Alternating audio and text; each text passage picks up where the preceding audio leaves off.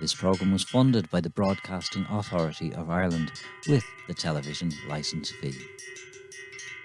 Fighting Irish Mammies Abroad, the story of a group of people who harnessed the solidarity of the nation and brought a convoy of donations and a team of volunteers to the jungle refugee camp in Calais. The story begins with Tracy Ryan. In the summer of 2015, I was becoming more aware of refugees arriving in Calais. We were seeing a lot of reports in the media. I had some friends in the UK who would do runs to Calais, dropping off some food and clothes and money and whatever bit of aid they could gather. But the numbers started growing massively, and the reports coming back were that conditions were really bad. There was, nowhere for people to stay. As it was getting later in the summer, weather conditions obviously were getting worse. And there was just such a huge influx of people into Europe that we were starting to see more in the media, and loads of really awful stories. There was a container of people found dead in the Austrian border that summer. There was a ship capsized in the Mediterranean Sea. There was just so much going on in the media, and people were becoming more aware of it. And so myself and my husband were talking, and we said, we had just bought a new company van, and we said to ourselves, we could fill this with some clothes and some food and sleeping bags and tents, and we could just drive over there. We had friends in the UK who were doing exactly the same thing. They were just literally filling their car full of stuff and driving it there. So we decided that we would share that idea with some friends and see if anybody wanted to chip in. Maybe we could gather together a few quid, but donate some winter clothes because, it was coming towards the end of the summer and people were starting to worry about how these people would fare in the autumn. So we did that. We spread the idea amongst a few friends. Someone said, why don't you set up a GoFundMe? People shared it on Facebook. And then before I knew it, I was being asked to speak on the Marion Finucane show on the radio station about what I was doing. And I thought, this is great. This will get us a bit more money and maybe some more extra supplies. So I went on the Marion Finucane show one Saturday morning and spoke about the plans that we had and left my mobile number, which she called out on air. And I suppose that was it. That just started the whole snowball effect. The phone just didn't stop ringing, buzzing for about 5 months, I'd say.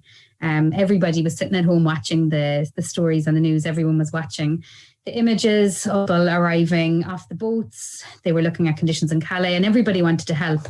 And I suppose we just had the timing right that we were one of the first people to put it out there publicly that we were going to do this. Tracy's friend Elaine Murnagh was on board from the start. It was the weird kind of awful, horrible, perfect storm, as in, first of all, there was nothing going on in Ireland regarding refugees. We were going through a boom. There was no kind of, if you were to Google Refugee Support Ireland, you couldn't find anything, but then you could find us. Why? I remember we were sitting, wasn't Tracy, wasn't it me, you, Gav, and Paul, wasn't Paul there that day? And next minute, you were writing notes and taking notes off of Facebook messages, and I was refreshing the GoFundMe page. And we had at that stage raised it to maybe 2,000 or something. And next time I was like, Tracy, the GoFundMe has gone to 3,000. Now it's 5,000. Now it's 7. What the hell? We couldn't get our heads around what was happening. And then I think we woke up the next morning to completely viral image of Isla and Curdy on that beach in Greece. And obviously that picture seriously impacted people. And they did a quick Google search, Ireland refugee, and they found Tracy's page. And that's literally how it just blew out of all proportion from what it was ever expected or planned to be. It was like I said, a horribly perfect storm, Rachel O'Sullivan got involved in organising the humanitarian response. Tracy called a meeting in Spalpeen in Cork City to look for kind of volunteers, basically at the time to just coordinate supplies to go over to the Calais refugee camp, the jungle as it's called. And then we quickly realised with the numbers of people that were coming into the building that we had to facilitate a proper meeting. And she just looked at me and yeah, okay. And we just started coordinating, and it was very organic, but the campaign itself, it just took off. In Mayo, Elena Lydon came home after working the night shift and heard Tracy on the radio, a moment that would change her life. Emergency department nurse in Mayo University Hospital. So that's where I was. And I came in off night duty and I was listening to the radio. I think it was Marianne Finucane that Tracy was on. And I was listening to the radio and I heard her putting out the plea to get stuff for Calais. And I was lying there, I couldn't sleep. And I was thinking, yeah, I could do that in Mayo. We'll get together a few women and we'll gather up. I think the one for Mayo was wash bags and wellies. That's what they wanted, bags full of toiletries and Wellingtons for Calais. And I made contact with Tracy to say, yeah, I would do this. And I probably mentioned in the middle of the conversation 2 things. 1, I was a nurse, and 2, I had lived in Cork.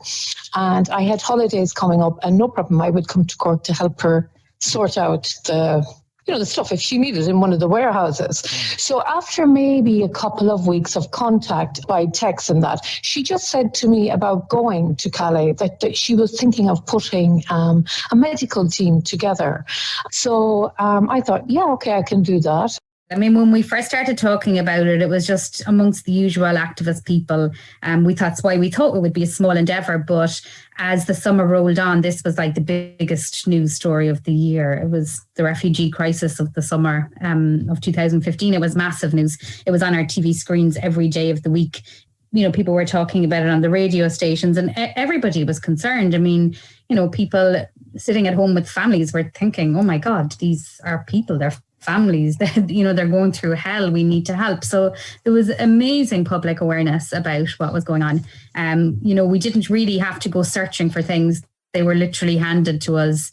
It was totally overwhelming, really, the amount of support and help that people contacted us with. As many as 50 refugees found dead inside a truck near the Hungarian border. They all know they're risking their lives, but no one on board feels safe. As every day, thousands of refugees embark on their dangerous journey in search of a better life. After 4 hours at sea, the migrants finally arrive in Lesbos. That's been described by some as the biggest wave of people movement since World War II. So then we started saying, well, look, the ball is rolling. We can't, you literally couldn't stop it. You couldn't stop it. No. People were just bringing you going. I have a container of children's tracksuits, 5,000 of them. Will you take them? And we were like, okay. You just couldn't say no because all this coming at us. And it was good stuff people would need. And then, we started thinking, okay, we can take X amount of it to Calais. Because what started happening then in Calais was this was happening everywhere. Everybody was feeling awful, feeling guilty, wanting to help and throwing money and resources at it. And then the people on the ground in Calais were utterly overwhelmed. They would have people drive there on a Saturday, throw bags of stuff out the door of their car and drive off. So they were overwhelmed with people's second-hand jumpers and broken tents from festivals. And they were like, stop, we don't need this. We need more different kind of support. So this was literally as we were getting ready to sail and we were like, okay, we really need to figure out what we're bringing to Calais and what we're doing with the rest of it. So we decided we would bring X amount of trucks and resources to Calais, but we would try and feed money into the camp and we would try and support the organisations who are working on the ground in the camp, and that we would bring people. So we decided people were going to be a resource as well. So we brought, do we have a group of 60 people we brought with 50, us, people who all had skills of some description. Yeah, it was 53. Right? I always remember that number. It was 53, and we had. Brilliant. We had nurses, we had doctors, we had architects, we had builders, we had litter pickers, we had everybody. We had everybody that you could possibly need to just help a small community when they needed a bit of support, basically. All over the island of Ireland, people organised the collection of donations. Roisin Garvey coordinated the response in County Clare. I think most people are inherently good and want to help, but systems being so complicated and people being so busy in their lives, they don't know how to help people. But most people want to help everybody else. The average human is a sound, caring, kind person. We just all get caught up in our own lives. And if you create something if you create a way for people to help that isn't too complicated and isn't asking for loads, people will help, because people always want to help. That's human nature, is people wanting to help each other. And when we said we were going to Calais, that meant they knew there was people going. Therefore, they didn't have to worry about the money getting lost or, complicated charity stuff. It was like, wow, okay, so we can give them stuff and they'll bring it over, and we can give them money and they'll bring it over. Or, well, actually, we weren't even looking for money. We were just looking for stuff. But then we ended up getting, it turned into 4 articulated trucks, 53 volunteers, and I think something like 100,000 euros. It was completely mad. We had Clare to Calais and Cork to Calais and Dublin to Calais and the whole country to Calais, basically. What started off as 3 friends driving over in a van. It was amazing. But I remember in Clare, for example, I think I did an interview on Clare FM, and the next thing the owner of the Clare Champion was saying, we'll give you a front page ad to say whatever you want. Whoa. And then it all just took off. It took legs without any of us. I turned up one day at a space in Ennis where there was 25 volunteers sorting out stuff that I was going to bring to Calais. I haven't met any of them. And I was spending every day trying to cope with volunteers and where to put people, because there was basically gathering spots popped up in literally every single village and town in Ireland, or in Clare. It was amazing. Like Labashida, Ballinakelly, Kilmahill, a lot of villages and towns people wouldn't even know necessarily. It was just everywhere. It was just coming from all angles, all people in all ways. One person delivered 400 bars of soap that they had made themselves. Another person ended up with 300 pairs of socks for us. It was great because some people were amazing in that they gave us help that we needed. I suppose sometimes when people give to charity, maybe sometimes we forget that these people we're giving to, they are exactly 100% equal to us. So you would only give to somebody what you would give to yourself. So we ended up having to coordinate a lot of stuff and organize things. And it was so important that we were very organized on this end, Eanna, and that people who never went to Calais with me but spent hours and hours and hours and hours and hours and hours sorting things out properly don't realize how massive that was when we got over there. Community halls in every county were used as gathering points. Trucks and vans brought goods to sorting spaces, even a hangar at Shannon Airport. Karolina Wieczorek volunteered to sort and pack the donations. I got involved because I know Tracy, and I decided, I could go and help sort out things. I got involved full on. So you see, it started not in the warehouse, it started in Via Beauty in some back rooms. And I remember when I came in there, it was loads of people kind of sorting things, loads of people coming with donations, loads of stuff arriving, a little chaos. So I remember I came in there and oh my goodness, this is such a mess. But we helped as we could, and then within, I don't remember now the time frame, but probably within a few days, we were getting the first warehouse in Marina. It was huge, and there was loads and loads and loads of donation. This was just amazing. When I came in, I took over organizing everything, organizing the work, organizing groups, looking for volunteers, organizing group of volunteers. We've learned how to pack the pallets, how to wrap the pallets, how many pallets will be in a truck, probably around 24 pallets in each truck. I remember there were a few very cute moments, there were clothes and we were checking pockets when there were codes and things. We kind of checked what is in there in case, somebody have left behind some memory items. And there were a few codes that there were kids' drawings and well-wishing to whoever will get that code. Yeah, that was, we were all in tears in there finding it. As trucks full of donations converged on Cork from as far away as Belfast, Barbara Flood recalls the need to stop the supplies. We had to, at one stage, tell or ask people to stop sending in donations, physical donations, because the warehouses were just brimming over all over Ireland. The response was phenomenal. As Karolina and the team in the warehouses in Cork continued to sort and process the donations, the 53 volunteers got ready for their journey. When we selected the volunteers that were coming, because we couldn't just take everybody and anyone that was interested, we selected a group of people and we put on a day of training in Cork for them. So, for example, Cueva Butcherly had spent time there and in other refugee camps. I had volunteered in a refugee camp before in Palestine, and we had people there with really good backgrounds and things like, looking after activists and providing support around, really traumatic situations like this. So we tried our best to prepare people for what they might be walking into, and, but you couldn't prepare people because it was it was madness. Kathy as well, actually. So Kathy had been as well. So we had great insights from people who had already been, like Tracy, Priva and Kathy, who had already been to camps. I hadn't a ball's notion, what I was going into, literally. Quiva Butterly had plenty of experience in refugee camps before joining the convoy. When I engaged with the Cohort to Calais convoy, it came from a context of having worked with refugee, asylum-seeking and undocumented communities for almost 20 years before that, from when I was a teenager, essentially, in different contexts. So I had lived and worked in camps in Palestine and Iraq and Lebanon and Syria, and prior to that in Mexico, Guatemala, Haiti, and then a few other contexts. So I entered into the convoy, I think, with, in a way, the heaviness of having recently come back from Greece and having witnessed the resuscitation of toddlers, on the shores of the Greek islands, having, witnessed people in hypothermic shock, having sat with families who had lost, members, oftentimes children, in that very perilous journey, and having witnessed the profound injustice of those completely preventable deaths.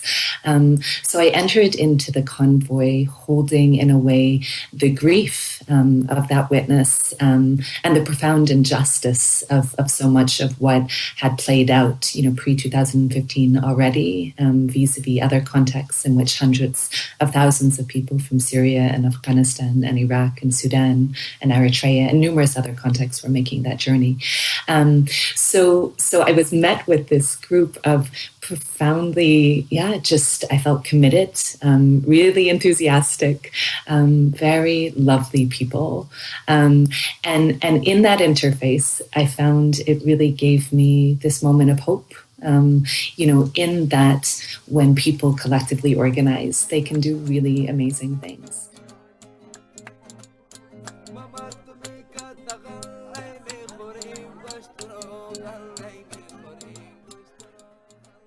So in October 2015, the convoy gathered at Rosslare with 4 trucks of donations and 53 volunteers in vans and a bus. I'll never forget the night when we drove into Calais. I think, Elaine, you were sitting up the front of myself and Gab's van, and we drove in. It was really dark. It was nighttime, but there were just groups and groups of young men, everywhere, under bridges, at the side of the road. This is before we even got to camp. And I was like, oh my God, how can this be France? This is crazy. This is awful. So that was just driving into Calais. You just knew, you were like, God, this is not right. There's something really wrong going on here. Yeah, I remember. Yeah, I do remember that night when we arrived to Calais, driving under the bridge, when those overpasses and there's slants on the side of the road, big cement support beams. And there was just that crowds of young men, really young, just sitting there, just waiting for their opportunity to maybe get out of there, really. Going to camp, it was just chaos, a mad kind of organised chaos in some ways, in that people had, their own situations going on, and they had a little community set up for themselves, and they were making the best of it. And people literally arriving, having probably walked half a in Europe, and just arriving in there and then, and desperation, The first day we arrived, we were just in shock, because I don't think any of us expected to see the level of devastation that was there, because when you're in a rich country in a Western world, and then you basically go around the corner and see absolute deprivation and muck and shit and rubbish and people with no shoes and people sick and no homes, and it was just complete. It wasn't just chaos, but it was absolutely neglect, and it's the worst I've ever seen anywhere. And I've been to Moldova and to really bad places in India, and this was more shocking than anything I've ever seen before. And I think the first day we were just in shock. We came across, we saw a bit of a kerfuffle up the road, and next as we got closer to it, we realised that Yeah, do you remember this, Tracy? Yeah. Yeah, the CRS, which is the French police, were there in their all their head to toe gear, and they were pepper spray. Like, there was women on the verge of the road, so you have the crash barrier, and then over the crash barrier you have like a bit of a green area. The CRS were standing on the road at the crash barrier spraying pepper spray directly into these women's faces. We ended up getting that on camera, actually, and that was my first view of the camp. Yeah. Then we drove in, got into the camp. The smell was overwhelming. I still smell it sometimes, and I think it wasn't even necessarily just the camp. It was where the camp was built as well. It was built on this toxic land that was run off from these battery factories. Just walking into that camp, and like Tracy said, organised chaos. Like, one of the first people I met on the way in along was this woman and her little child sitting on the side of a little green patch, waiting for a bag of food. Then they got the bag of food. I was just sitting chatting to them. We didn't have English, she didn't have English, but you still can communicate other ways. And then this guy came up to me. I literally just arrived, and this guy came up to me and was like, "I've just arrived here. I'm new. Where do I go?" And I literally had the same words in my head. And I just pointed him towards, I knew there was a caravan on the right-hand side that was handing out tents. "You need to go get a tent and find a spot. Where are you from?" "I'm from Syria." "Okay, the Syrian area is down this direction. So you go kind of to where your community is." And that was it. Swallowed up then after that. It was just all-consuming then after that, I think. Once the team had got over the shock, they addressed the tasks that needed doing, as well as distributing donations and offering medical support. The camp needed building and maintenance skills. Roisin arrived with an electrician. An electrician friend of mine had rang saying he wanted to drive me over in a van and he'd bring all his tools. And I was like, oh, okay. But it turned out like bringing tradesmen was genius, because they just went to work building things. And like, there was 4 taps for every 1,000 people. And those taps were really low to the ground. So like basic things like, we were like, look at the taps, they have to kneel down in the muck to use them in any shape or form. So like even just raising them by a metre. And I'll never forget the big quote of the week was, that a lot of the asylum seekers said that they didn't feel they gained dignity from the Irish coming, because the Irish, we looked and we saw and we just tried to see what was the simplest things we could do in a week that would give them a bit more dignity. And even things like raising the tap off the muck and up onto pallets, a couple of meters, a metre up off the ground, and kind of having a drainage system using pallets gave them a bit more dignity. And like, we had tradesmen from Mayo and God, everywhere. They were just amazing. And sure, once we got started, then nobody wants to stop working. We all worked 16-hour days, I'd say.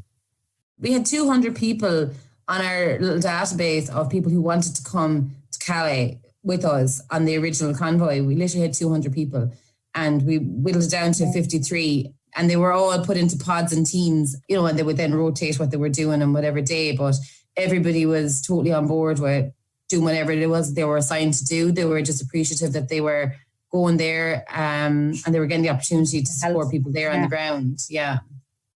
Grania and her team, Grania was the architect, and she worked alongside some of the builders, and she built a women and children's centre. We had an amazing group from Limerick University, kind of architect students, who designed so one of the things that we weren't allowed to do was build permanent structures in the camp. So they masterminded, they actually led the way and created a structure out of toilet rolls. And this structure could not be seen as being permanent. So we were able to kind of construct we did, big, massive kind of temporary marquee tents that would provide shelter and security.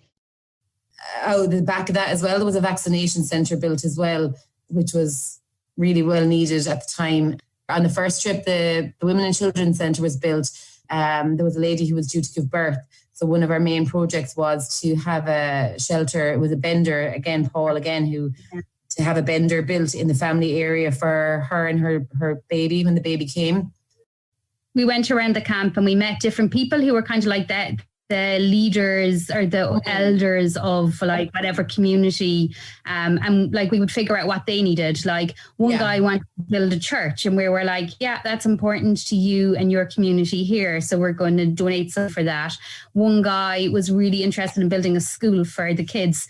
He didn't want to take money. We literally drove him to like a hardware store, bought him all his tools, all his wood, and back he went and started doing it. And so just stuff like that. Like I think I spent literally most days down in a shop buying stuff and, you know, taking lists of what people needed. And like, so just like loads of randomly going around figuring out like, what's, you know, how can we tap into what's already going on here and help with that instead of like, you know, starting from scratch again, because we knew, realized pretty quickly that that was pointless, like that you had to get it whoever was on the ground and figure out like how, you know, what they were doing and how you could support them.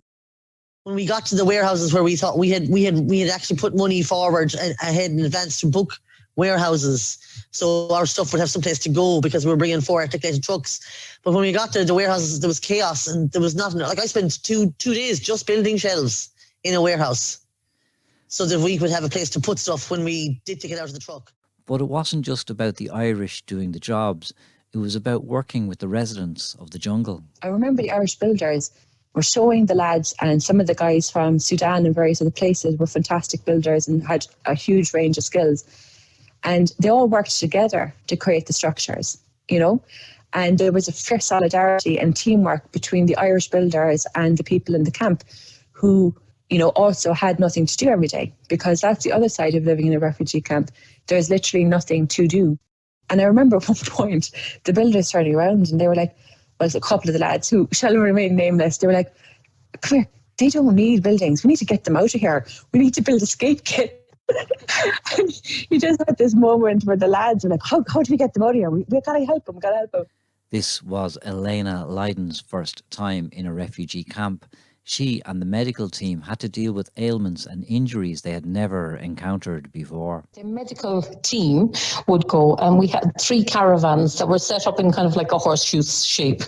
And we were seeing people with anything from chest infections, urine infections, and then as the different ethnic minorities were sleeping very close to each other, some people, like we'll say, our Somalian colleagues are not exposed to chickenpox until they come to Europe. And you would have massive outbreaks. I mean, I'm talking maybe about 200, 300 people with chickenpox, you know. So you were dealing with like mass communicable infections. So that was one area. The other area that we saw that I used to find quite difficult was the Afghan people or the Congolese people that came because of victims of torture and violence. And they would have wounds that you could put your hand into, I mean, on their bodies. You know, they were so tortured and so damaged. But that was the first time I'd ever seen. I couldn't believe what I learned in Calais was that actually people can do incredible things to each other. You know, I remember meeting a young Afghan boy that had like the size of a grapefruit. Six of them, 3 down one side of his spine and 3 down the other, that you could put your hand physically into. He had been tortured by the Taliban, and they let him live, and he made his way to Calais, and he was wearing a t-shirt that was solidly stuck into all of these wounds. We had to pour water for maybe an hour on his back to loosen the t-shirt, and he was living with other Afghans, and he could not make a noise about the pain, because if they knew that he had been taken by the Taliban and tortured and released, it meant he gave them information. And therefore, they would probably kill him. And he knew that. And we knew this. And we were trying every day to dress the wounds without anybody seeing them. And this kind of thing, which you'd never be exposed to working in Mayo University Hospital. You know, victims of torture was not a thing I'd ever experienced. On the other side of that, we had victims of the CRS, the French police. Wow, we had such wounds from them, from tear gas to pepper spray to, you know, physical breakages of bones from truncheons and stuff like that. So we saw a lot of that. Their facial injuries, a lot of eye socket injuries, a lot of facial injuries, missing teeth, all of that. And then all through the camp, everybody had scabies, everybody had body lice, and everybody had fleas. And it was part of working in Calais, you know. So They were the kind of, and then because people would walk and walk and walk all night trying to get on ferries and trucks and trains to cross, their feet, the amount of feet injury, foot injuries, and so we did a lot of our supplies and a lot of our treatment was sort of a nursing base because we needed a lot of wound care, and at the time we didn't have, only very intermittently, we only would have, say, maybe a volunteer psychologist or psychiatrist every so often, but they were the two biggest needs there in the camp, was wound care for the injuries people had sustained and the psychological trauma. We didn't have enough for them, and that was very difficult. That was difficult, that was really difficult to see people really suffering and not being able in France, I'm not talking about going to what we call a third world country, to France, which is probably one of the best health services in Europe, and yet they would not supply these people with anything, not even drinking water.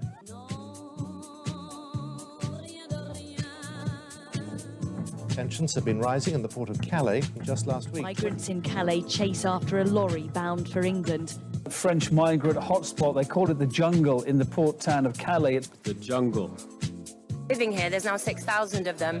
This Syrian refugee only goes out twice a day, and that's just to go to the toilet. Trying to get past the police, onto the motorway and onto the back of lorries. Scores of migrants trying to get on the back of these lorries that are queuing for the Euro. She's tried several times to jump on a lorry, cross the channel and get to England. I think the women are definitely more vulnerable to sexual violence when they're living in the jungle. What does it mean to be a citizen? Who is allowed into our country and whom do we keep out?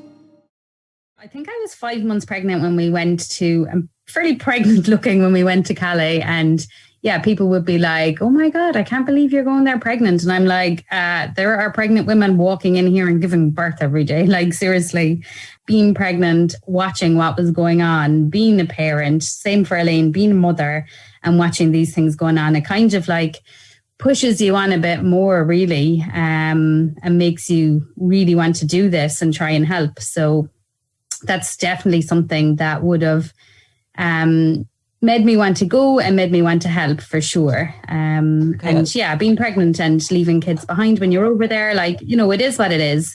Your privilege that you have a nice safe home to go back to. Someone's minding your kids. You're not trying to drag them in a dinghy across the Mediterranean.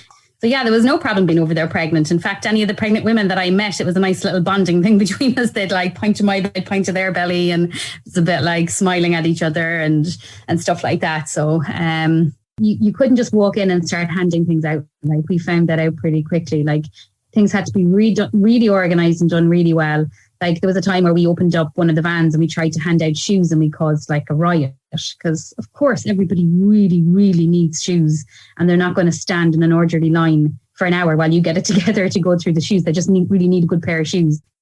Oh my God, I'll never forget it. And we were like, yeah, this is fine. We have it all organized now. And we had one of the organizations helping us, and we're like, yeah, we're cool. We have this. Don't worry about it. And we had hundreds of pairs of shoes in the back of this van. And Tracy's our van. Yes, and Tracy's at the top of the line, and the lines are so at the best time, so people are just pissed off. It's I don't want to stand in a line to get a pair of shoes. I just want to get out of here and start my life. So people are pissed off and emotions are high. And next minute, somebody skipped the queue or something happened, and next minute a riot came in on top of Tracy, and I was like, she's pregnant. I swear to God, and the year I spent over there, everything, I was like, that's a scary moment, because all I could picture was, oh my God, they're going to crush her, she's pregnant, people don't see her at the top of the line. It was actually so scary. And I remember we had a meeting, we had a team meeting that night. Tracy's not allowed in the camp anymore, that's it. Tracy's out of the camp. She was clearly in the camp the next day having lunch So I suppose after that I spent most of my time just kind of he was in the camp still, but I was spending most of my time going to the stores and buying supplies and stuff like that for people, and trying not to be as risky, but that was probably the worst part of it, I think. Oh, it was actually frightening. It was actually just so, like I said, as a mother, I have 3 kids, and we had obviously hung out so much right up to that point. We were actually living together, and I just got so scared. Do you know what I mean? It was very scary. And yeah.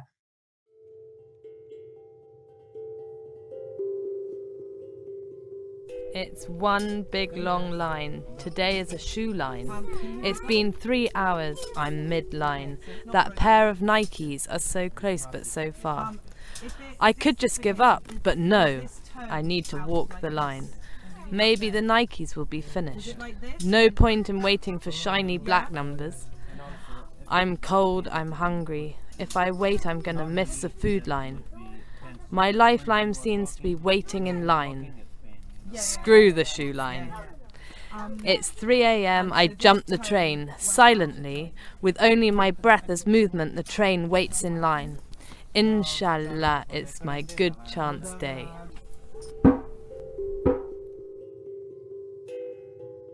People just want to get out of there. They can't get out of there in flip-flops.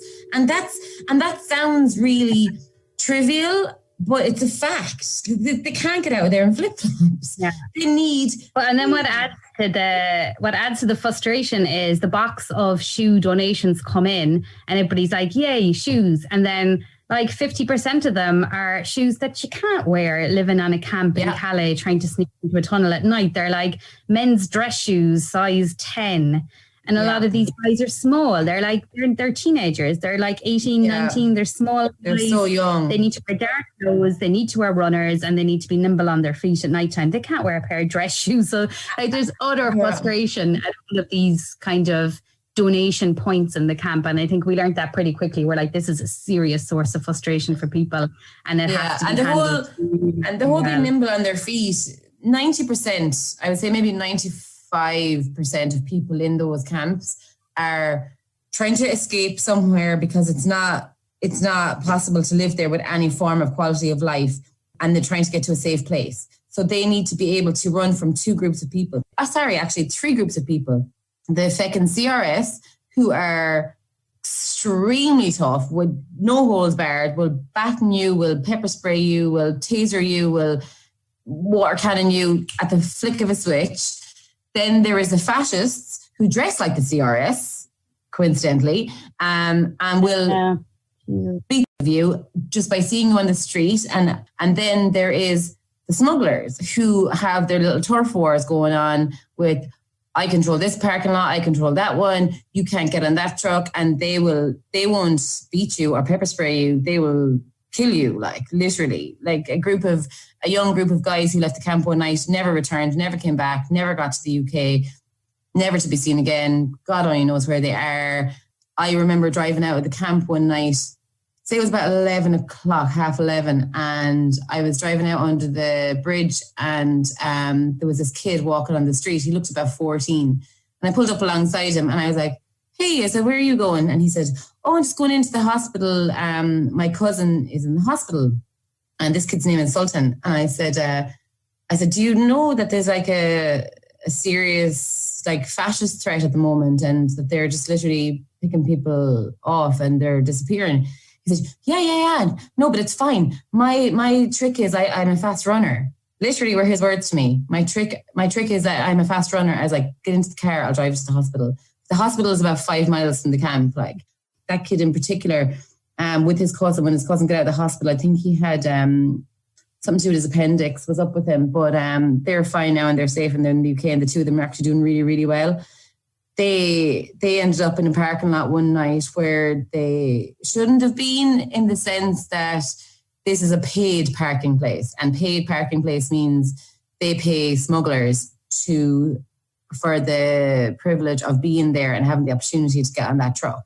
And they ended up in a parking place that they didn't pay for because they were kids and they didn't have any money, and they got threatened with a gun, like, and a knife, just because they were there. But the only reason that they escaped with their lives was because they were kids. If they had been adults, they wouldn't have gotten out of that parking place because they shouldn't have been there in the first place, and they knew it. They left their parents at 14 years of age and said, Mom, I'm going to get to the UK. These two cousins left the mothers, who were both sisters. Dads were disappeared by the Taliban. And Mom, yeah, we'll get to the UK. They weren't stopping in France. They promised their mothers that they'll make it to the UK, and they were going to get there no matter what. Now they did, thankfully. Now, it ended up being separately. Like I remember the day that they were separated by their smuggler, and Sultan ended up under the truck, and Mohammed ended up bringing me saying Sultan's gone or whatever. And then 6 hours later, Mohammed was on a second truck heading towards Paris, heading the wrong direction. He knew it because of his sat-nav on his phone. He was heading the wrong way. Sultan ended up inside in some random fucking village in England. He jumped off the bottom of the truck, head to toe covered in tar, and some random woman spotted him on the street. He was in some housing estate. He took a picture of the street name and he sent it to me, and I was Google mapping it and trying to see could I get anybody there to help him. And then he goes, no, it's okay. Some woman took me in, and some woman, I think she's a Pakistani lady. She took him in. He's Afghan. She took him in, let him shower, gave him clean clothes, and gave him £60 to get a taxi up to his friend's house up in the north of England. And then Mohammed made it over about 2 months later, maybe. And then they met up again, and I met up with them again then in London. But those two boys are incredible, like absolutely incredible. Yeah. The majority of the volunteers were women, many of them mothers. Rachel O'Sullivan reflected on what they brought to the situation. I call it the responsibility of the mundane.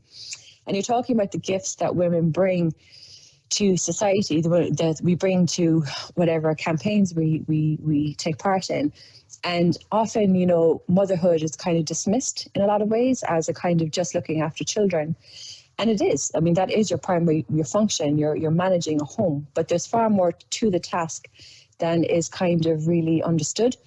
And the responsibility of the mundane is basically, I think, the gifts of feminine evolution and the role that we have had for maybe thousands of years. Part of those gifts are the ability to multitask and combine logic and emotion, so emotional logic. So we're able to manage disaster situations and maintain a status quo at the same time. And what I witnessed was the transference of that ability onto a very practical campaign. And it's really hard to do it justice. But what I really witnessed was how collaborative and cooperative this group of women were.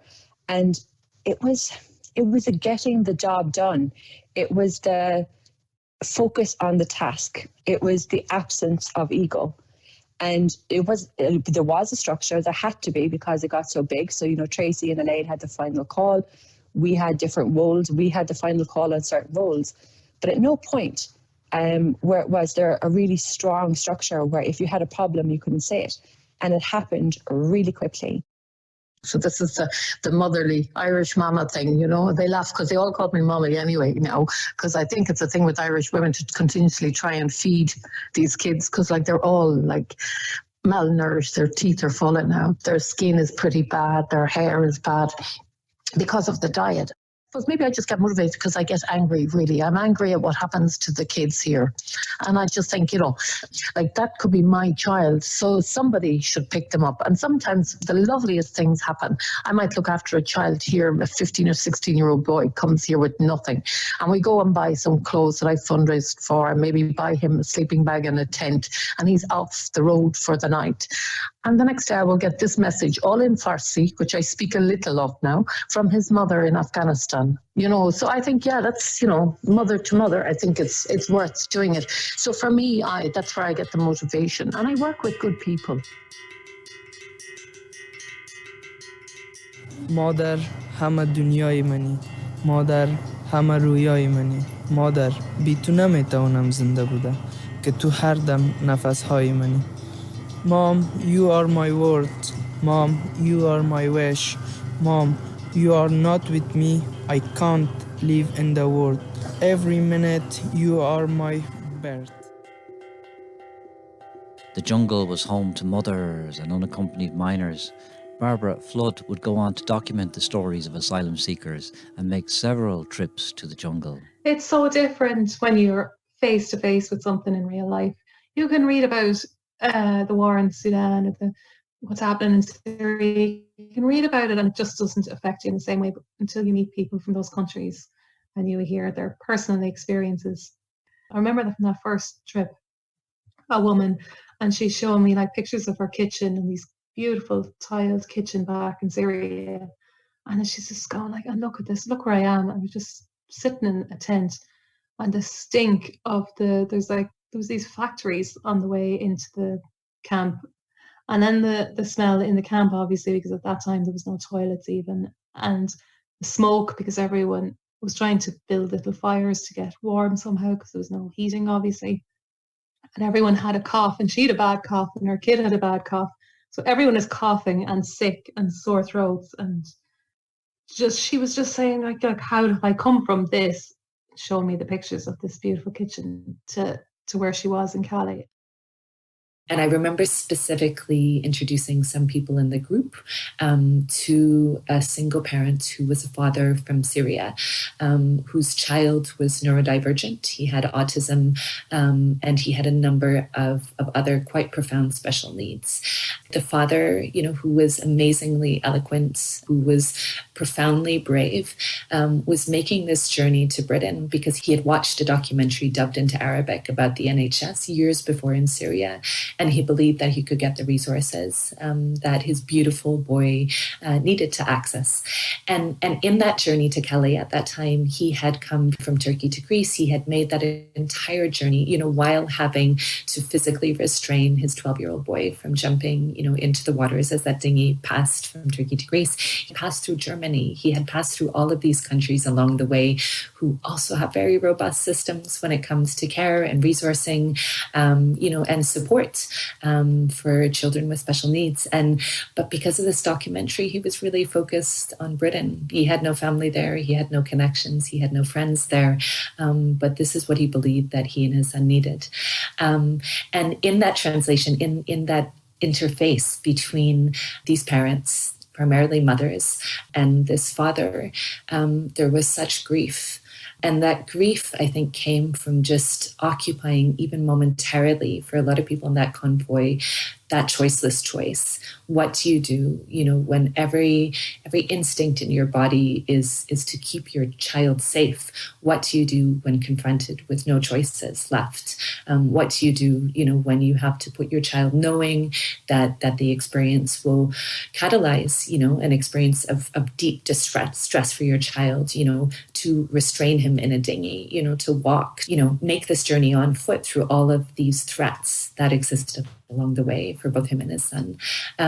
So yes, I think the experience of parenthood, of nurture, definitely played into some of that solidarity and some of that empathy. But I don't think you have to be a parent, and certainly not a mother, to be able to empathize, to connect, to respond, and to feel that imperative to act. In this case, maybe it helped in terms of the multitasking aspect, in terms of the efficiency of the logistical organization. But I do think care, and empathy, and solidarity, profound, deep, nuanced, just care-filled solidarity, goes far deeper than just the experience of parenthood. Not all of the fighting Irish mammies went abroad. Carolina brought her son to the warehouse. Being a single parent, you end up dragging your child to all of that. Sometimes I think, was it a good environment to bring a child? But I had no choice if I wanted to be engaged in the project as much as I was. It was a valid lesson for him, and he could feel he could be a part of it. And I felt as well at the time, and there was a conflict for me afterwards, because I wanted to go back. But I found the juxtaposition between coming back and literally the minute I got off the ferry and we were back in Ireland, I was getting phone calls from my kids. Like, someone had gotten sick, this had happened. And I found it too hard to balance both parts of myself. And I know that when they're older, like my son is now 11, and I know that when they're in college and when they're a bit older, that this is something I want to go back to. And I think if I hadn't been a single mom, I might have been more kind of drawn to go back. But sure, it was a big enough deal to get the week off.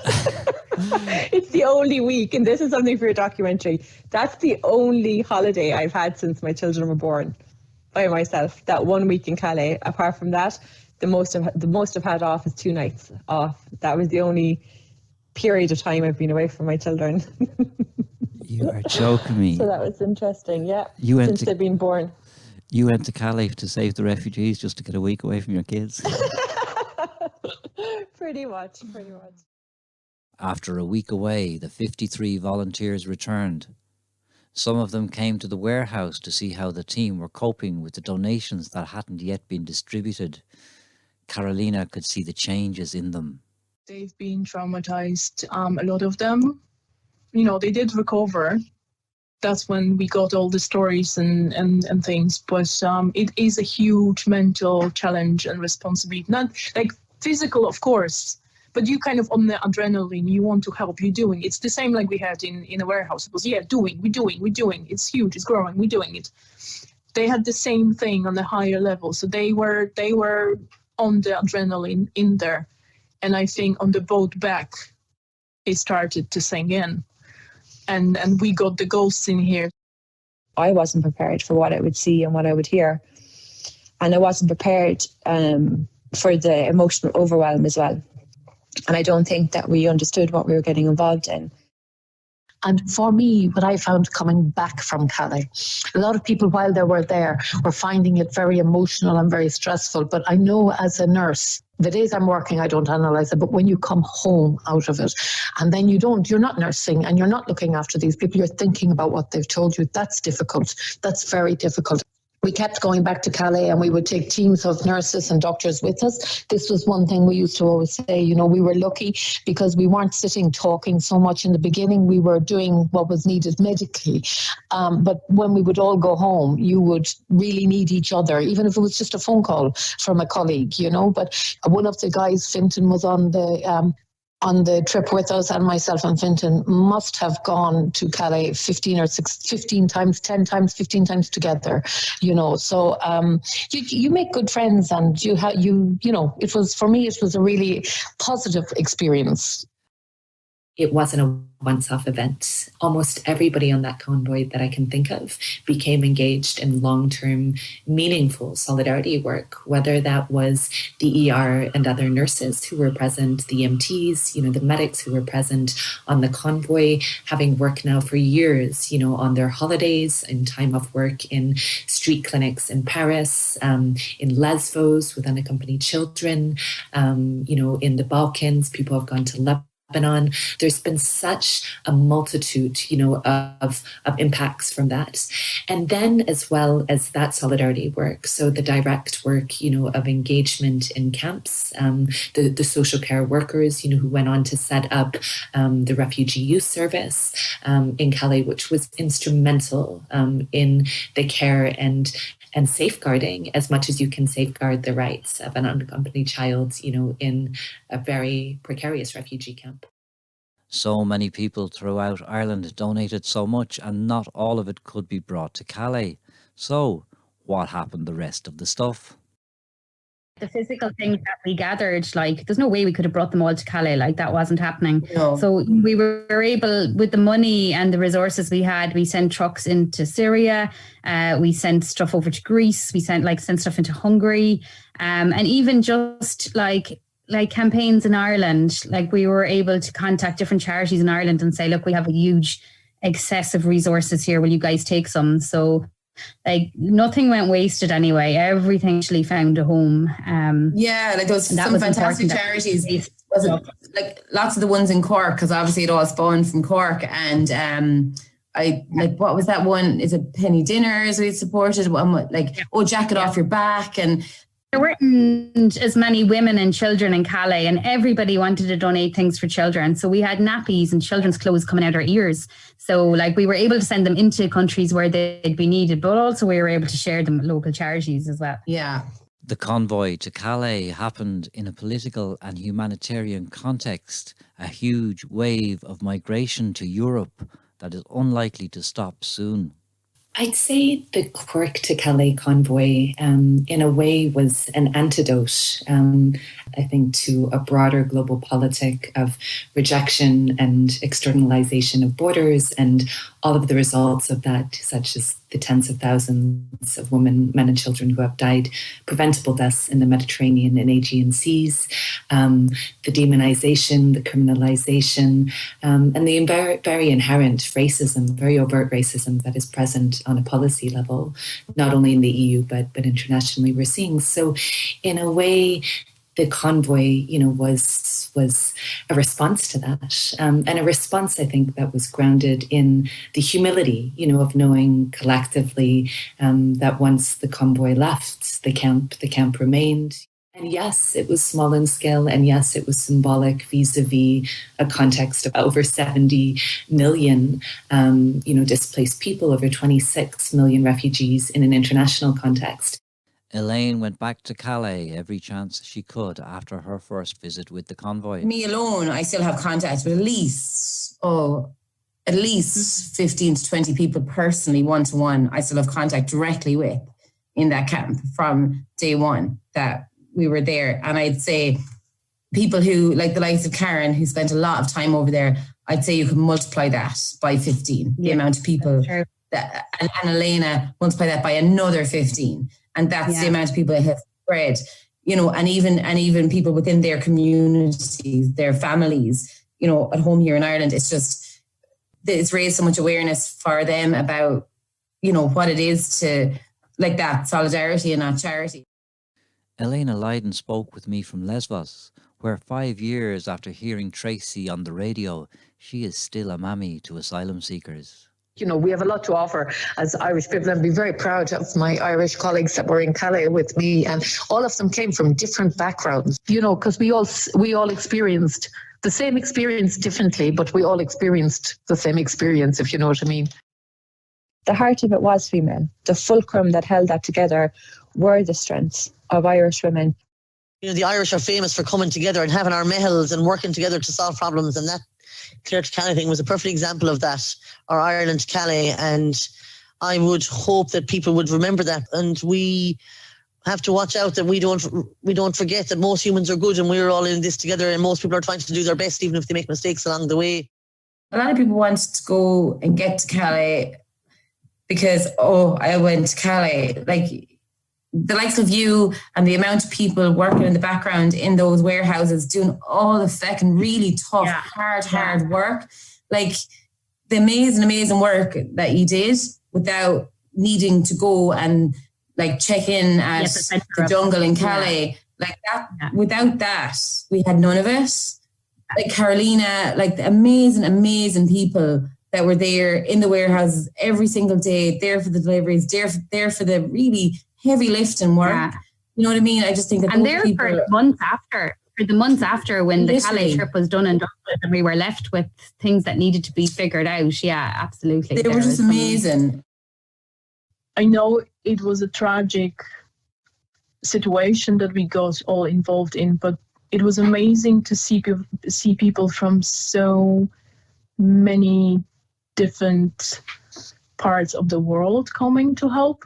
There was a lot of people who weren't Irish that were coming from different backgrounds, different religions, all that. They were all coming to unite and actively help. There was no barriers. Even to this date, I've been involved in so many different campaigns over the years, but to even now, it is the best campaign, the best kind of group of activist people I've ever worked with. I have never seen a group form so quickly, solidify so quickly, and deliver. So, should the chance arrive, would Elaine and Tracy do it all again? Yeah, I would. I would do some things a bit differently, but I absolutely do it again, definitely. I take the lessons we learned. I mean, we learned some great things. Like myself and Elaine said, like we were thrown in at the deep end. We didn't have a clue about logistics or anything like that. So there were definitely lessons we could learn to do it again and do it differently and do it better. But yeah, absolutely, I'd do it again. It was an incredible experience. Amazing fucking people to work with. Like, people gave it their everything. Like, there was just a group of us. I would imagine I could say there were maybe between all the distribution centres and all the volunteers and everybody involved in any way, there could have been 300 core people that worked their arses off for 6 months solid. Like, I mean, all of us, our phones rang out constantly. At any time, I had 50 voicemails on my phone. People gave up their jobs. Like, we were all basically full-time at this, or really, really long hours. Like, that's an incredible thing to be part of.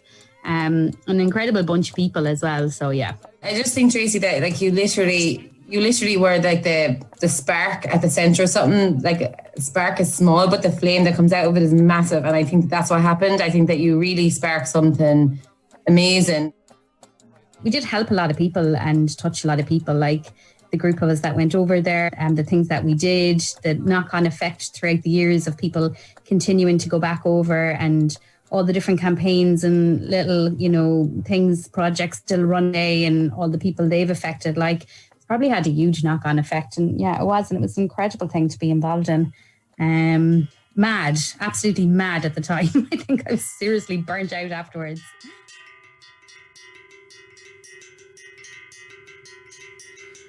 This documentary includes music and poetry originally broadcast by the Jungala radio show from Calais, and interviews conducted by Eanna Dowling with Tracy Ryan and Elaine Lernat, with Barbara Flood, Quiva Butterly, Senator Roisin Garvey, Carolina Bichorek, Rachel O'Sullivan and Elena Leiden.